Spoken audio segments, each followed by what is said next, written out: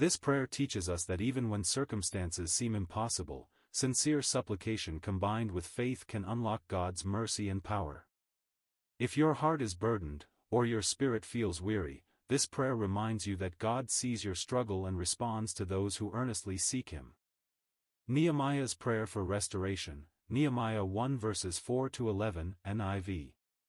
For when I heard these things, I sat down and wept. For some days I mourned and fasted and prayed before the God of heaven.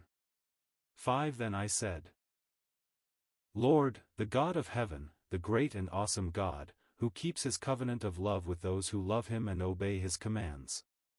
6 Let your ear be attentive and your eyes open to hear the prayer your servant is praying before you day and night for your servants, the people of Israel. I confess the sins we Israelites, including myself and my father's family, have committed against you.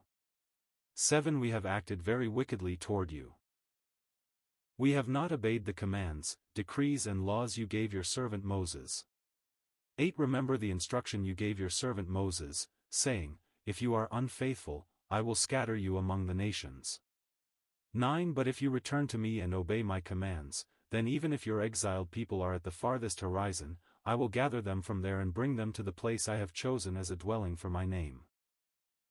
10 They are your servants and your people, whom you redeemed by your great strength and your mighty hand.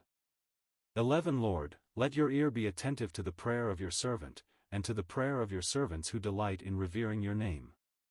Give your servant success today by granting him favor in the presence of this man. I was cupbearer to the king.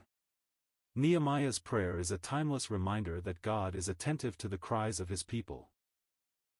It encourages us to confess our sins, intercede for others, and boldly ask for restoration, trusting fully in His covenant promises.